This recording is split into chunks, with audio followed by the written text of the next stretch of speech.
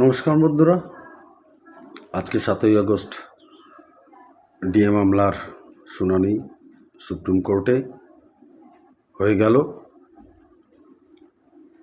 আজকের শুনানির পরে কর্মচারীদের মনে নানা রকম প্রশ্ন তৈরি হচ্ছে যে আজকের শুনানির পরে কি মামলাটি কর্মচারীদের পক্ষে যাবে, গেল না বিপক্ষে গেল, এরকম নানা রকম প্রশ্ন তাদের মধ্যে তৈরি হচ্ছে।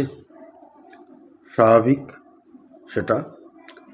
তো আজকের শুনানি নিয়ে আমি আমার বিশ্লেষণ বা ব্যাখ্যা নিয়ে আপনাদের সামনে সংক্ষেপে আজকে বলবো, যেটা আমার উপলব্ধি সেইটা নিয়ে। আজকে প্রধানত আমরা দেখলাম ইউনিটি ফোরামের করুণানন্দী, কনফেডারেশনের রউফ রহিম এবং পরবর্তীকালে সরকার পক্ষের হয়ে শ্যাম দিবান, এনারাই মূলত বক্তব্য রাখলেন। তার বক্তব্য রাখলেন। তো বক্তব্যগুলির মূল বিষয়গুলো কি ছিল? মাননীয়া করুণানন্দী তার বক্তব্যে এআইসিপিআই মেনে ডিএ দেওয়ার পক্ষে যুক্তি দেন। স্বাভাবিকভাবেই সেটাই বিষয়বস্তু ছিল। আমি ওই বিষয়ে আর যাচ্ছি না। তিনি কি বিষয় বিশেষভাবে বলেছেন সেই বিষয়ে আমি যাচ্ছি না। আজকের মামলার যে গুরুত্বপূর্ণ খুব যেটা আমার মনে হয়েছে, আমি সেইগুলো নিয়েই একমাত্র আলোচনা করব, যাতে ভিডিওটি দীর্ঘায়িত না হয়। রউফ রহিমও খুব সুন্দর করে এই কর্মচারীদের ডিএর অধিকার সম্পর্কে তিনি তার ব্যাখ্যা দেন। কিন্তু শ্যাম দিবান আজকের মূল যে আলোচ্য বিষয় সেটা হচ্ছে সরকার পক্ষের যিনি লয়ার শ্যাম দিবান, তার বক্তব্য এবং তার পরিপ্রেক্ষিতে জাস্টিসদের যে মন্তব্যগুলো আসছিল সেইগুলো আমার মনে হয়েছে আমাদের পক্ষে, অর্থাৎ সরকারি কর্মচারীদের দিকে অনেকটাই মামলাটাকে ঝুঁকিয়ে দিয়েছে।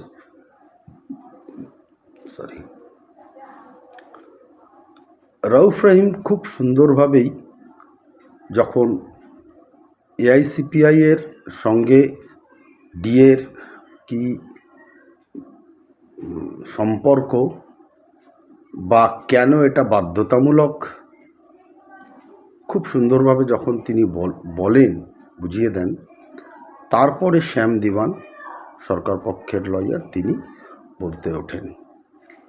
এবং সত্যি বলতে কি, তার কথার মধ্যে যুক্তি থেকে কুযুক্তি বা অযুক্তি বেশি ধরা পড়ে, এবং শুধু আমাদের চোখে নয়, সেটা জাস্টিসদের চোখেও ধরা পড়ে।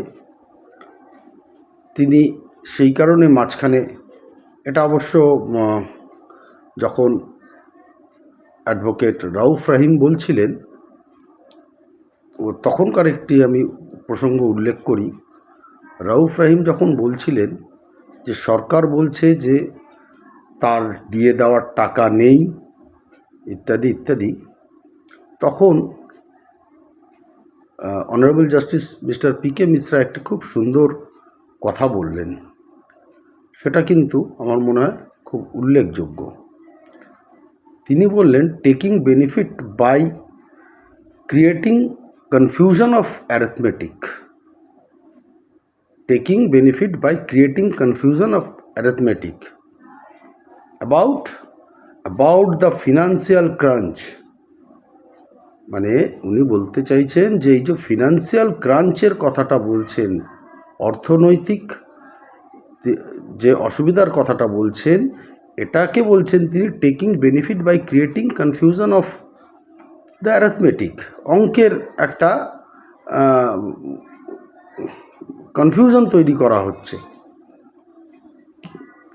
অ্যাবাউট দ্য ফিনান্সিয়াল ক্রাঞ্চ, বা বলতে পারেন probably that having defaulted in making payment and having created this situation by their own misdeeds, now they cannot take shelter of financial crisis.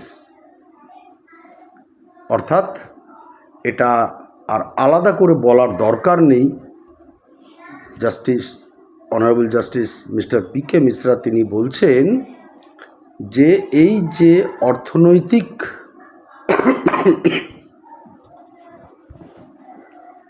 একটা অর্থনীতি ভেঙে পড়বে, এই যে কথাটা বলা হচ্ছে, এটা হচ্ছে যে আপনি নিজে সময় মতন দেননি, having defaulted in making payment, সময় মতন প্রাপ্যটা আপনি দেননি। এই situation, having created this situation by their own misdeed, মানে আপনার দুষ্কর্মের জন্যই আপনি কিন্তু এই অবস্থাটা তৈরি করেছেন। Now they can not take shelter of financial crisis, যেহেতু এটার জন্য আপনিই দায়ী, আপনি সময় মতন দেননি, আপনি না দেওয়ার ফলে এই যে আপনার এই যে দুরভিসন্ধি, তার ফলে এই যে পরিস্থিতি তৈরি হয়েছে, অর্থাৎ আপনি যদি সময় মতন দিয়ে দিতেন তাহলে এই পরিস্থিতি তৈরি হতো না, তাহলে এই ফিনান্সিয়াল ক্রাঞ্চের প্রশ্নও আসতো না। এটা কিন্তু justice honourable justice mister PK. Mishra খুব ক্যাটাগরি, খুব সুন্দরভাবে এটা কথাটা বলেছেন। এবং আজকে সরকার পক্ষের লয়ার শ্যাম দিওয়ান তিনি একটি নতুন সাবমিশন বললেন যে আমি একটা নতুন সাবমিশন করব। সাবমিশনটা কি না, তার মতে এই যে এমুইলমেন্টস, অর্থাৎ আমাদের যে বিভিন্ন অ্যালাউন্সেসগুলো রয়েছে, এইগুলো নাকি এটাই হচ্ছে মানে equivalent to pay protection. Pay protection দেওয়ার জন্য শুধু ওটা দেওয়া হয়, এবং সেই ঘুরে ফিরে 1691F 1692F এইটারই কথা বারবার করে বলে আসছেন উনি। যদিও এটা ডিসকাউন্টেড হয়ে গেছে ওয়েস্ট বেঙ্গল ট্রাইব্যুনালে এবং হাইকোর্টে বহুবার, এটা নিয়ে রোজ বলতেও ভালো লাগে না, সেই কারণে এটা আর বলছি না। 1691 এবং 1692তে উনি বলে দিচ্ছেন যে ওইখানটায় এমুলমেন্ট কীভাবে কী দেওয়া হবে ওটা বলা হয়ে গেছে। এবং সবথেকে আশ্চর্যের বিষয়, ধরুন এমুলমেন্টসের মধ্যে এখন পে আছে, এছাড়া কি রয়েছে, এইচআরএ, এনপিএ, এমএ, ডিএ, তো বলছে ওগুলো তো ওখানটায় বলে দেওয়া হয়েছে। ওইখানে যেটা বলে দেওয়া হয়েছে ওখানটায় তো সেইভাবে দেওয়া হয়ে গেছে, সবগুলোই দেওয়া হয়ে গেছে। তা সেই কারণে আর নাকি এন্টাইটেলডই নয়, এইগুলো আমরা পেতে আমরা এন্টাইটেলড অর্থাৎ অধিকারী, তো সেই অধিকারটা আমাদের দেওয়া হয়েছে, কিন্তু পরবর্তীকালে আর এটার যে কোনো রিভিশনের করার তার নাকি কোথাও কোনো রুলে বলা নেই, এরকম একটি কুযুক্তি তিনি দিতে চেষ্টা করেছেন, যেটা নিয়ে আমরা লক্ষ্য করলাম যে জাজদ্বয়ের মধ্যে নিজেরাও একটু হাসাহাসি করলেন। সেখানটায় জাস্টিস পি.কে. মিশ্রাকে বলতেও শুনলাম, যখন জাস্টিস সঞ্জয় কারোল তাকে কিছু বলতে গেলেন, বোঝাতে গেলেন ঝুঁকে, তিনি বলে I understood what you understood, মানে আপনি যা বুঝেছেন আমিও তাই বুঝেছি।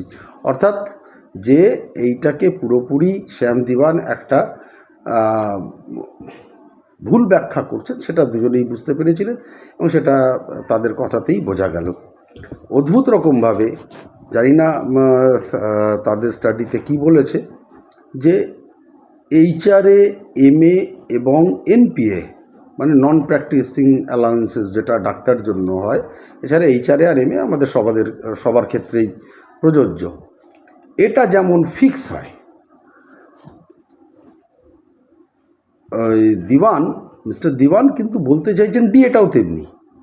অর্থাৎ এগুলো 1691 এবং 1692তে যেমনভাবে বলে দেওয়া হয়েছে আমরা দিয়ে দিয়েছি, অর্থাৎ সেই যে 16% লাস্ট বলে দেওয়া হয়েছে আমরা যেহেতু দিয়ে দিয়েছি, তাই আর সরকারি কর্মচারীরা এটা পাওয়ার অধিকারী নয়। তো আপনারা শুনেই বুঝতে পারছেন যে এই যুক্তিটা কতখানি কাঁচা, এবং তাদের যুক্তি যত কাঁচা হবে আমাদের পক্ষে সেটা সবথেকে বড় সুবিধা।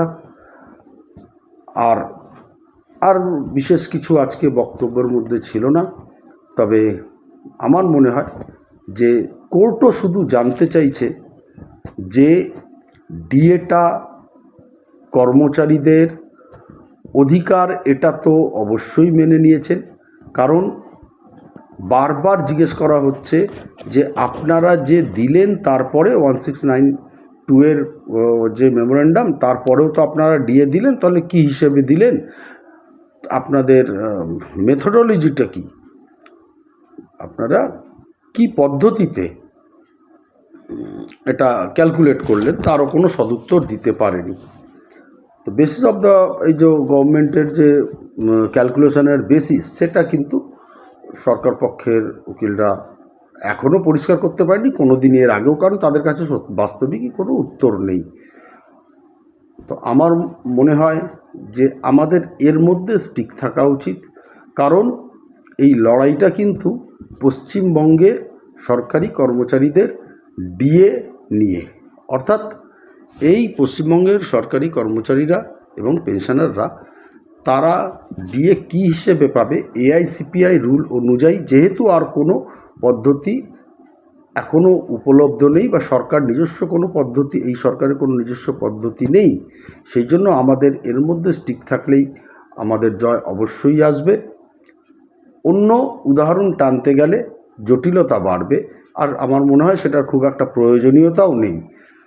কোর্টও সেইভাবে কিন্তু সেটাতে খুব একটা গুরুত্বও দিচ্ছে বলে আমার মনে হলো না। যাই হোক, আবার আমি শুধু আশাবাদী না, আমি নিশ্চিত জয় আমাদেরই হবে। আগামী মঙ্গলবার আবার দেখা হচ্ছে। নমস্কার।